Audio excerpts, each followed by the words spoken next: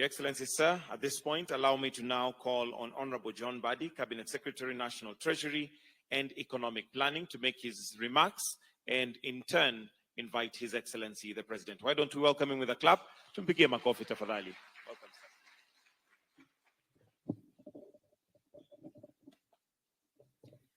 sir. Your Excellency, the President of the Republic of Kenya, Dr. William Samoei Ruto, allow me to ride on the protocol already established.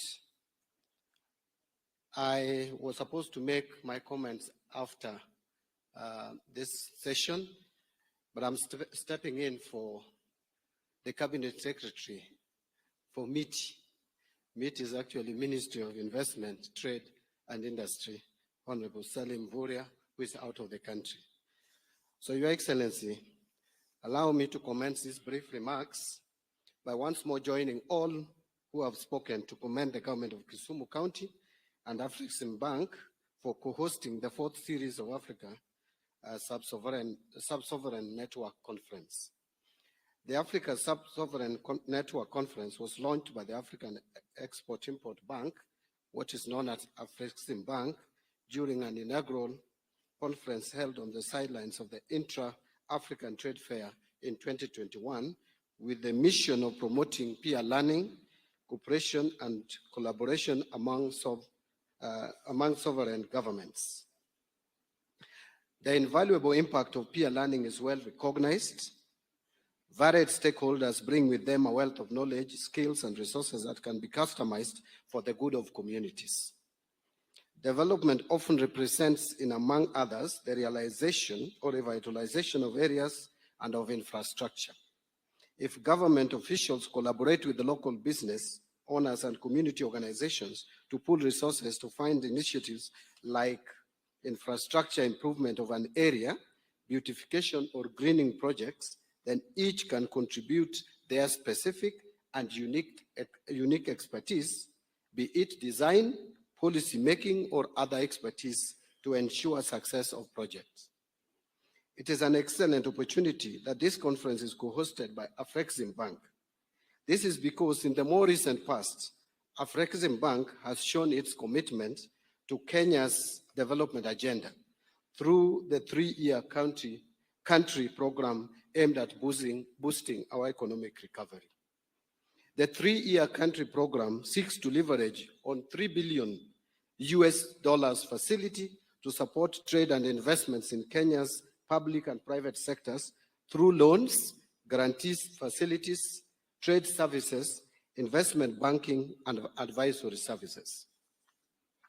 Also of note and worth emphasizing is the fact that Afsnet Bank is further actively involved in deepening and expansion of the banking industry in Kenya by expanding its lines of credit and other products offerings to Kenyan banks to equip them with the muscle to support the local economy.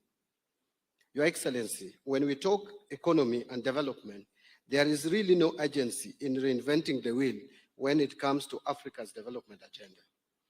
Agenda 2063 encapsulates not only Africa's aspiration for the future, but also identifies key flagship programs which can boost Africa's economic growth and development and lead to the rapid transformation of the continent.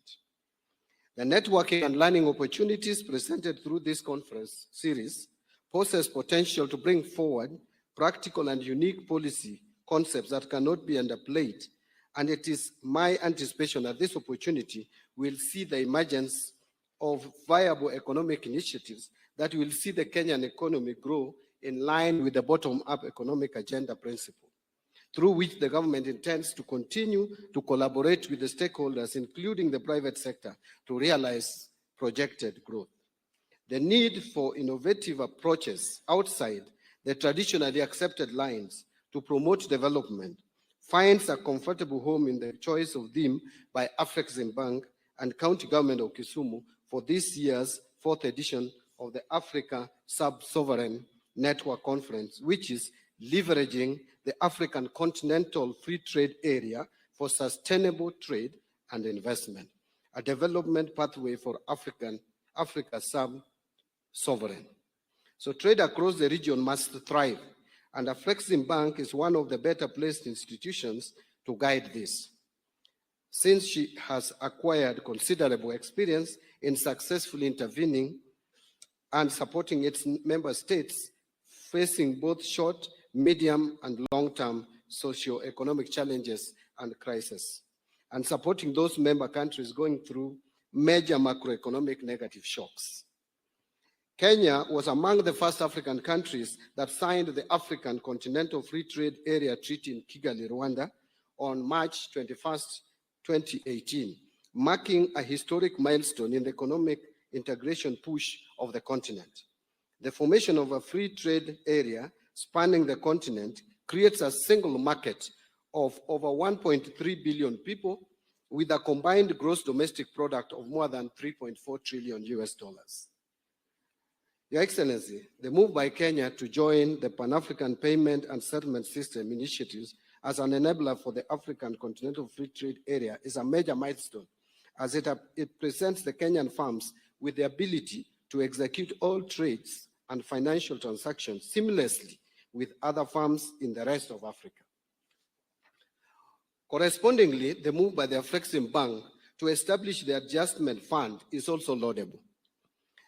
The United States dollars of 10 billion fund will support countries, Kenya included, to effectively participate in the African Continental Free Trade Area. As a major shareholder of the bank, Kenya is expected to continue to tap the opportunities offered by the bank through the adjustment fund.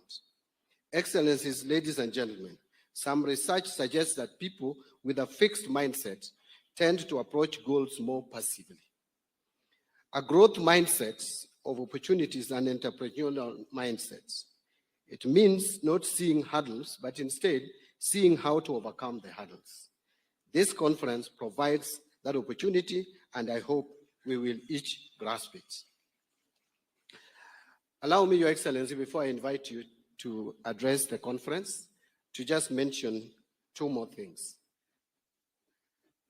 Your Excellency, I also want to associate with the sentiments of Professor Peter Nyang'yo, the governor of Kisumu, and also with the president and chairman of the board of our Flexim Bank, Professor Orama, on the issue of the challenge that this country is facing, and not just Kenya, but across the region, that is of unemployment. This is urgent and must be addressed. It is the most critical challenge that we are facing as a nation. And therefore, Your Excellency, in that breath, as we get support from our Flexim Bank, and I'm happy and delighted that the Flexim Bank is ready and willing to support our special economic zones and industrial parks.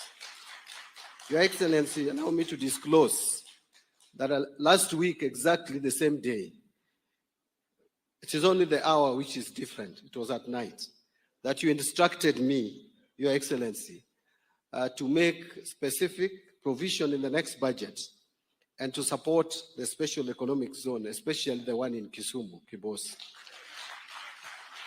I want to guarantee, Your Excellency, that your instructions will be executed. And with this possible support from Flexim Bank, I'm even more encouraged that we'll get funding for our special economic zones and industrial parks, not just Kibos alone, but Your Excellency, there are other counties as well, including my own home county of Homa Bay, where we also have the Riwa Industrial Park, or special economic zone. Finally, Your Excellency, allow me to mention something, and I can hear Governor Orengo also shouting, what about Siaya? And by extension, what about Bungoma? Because Lusaka is also here.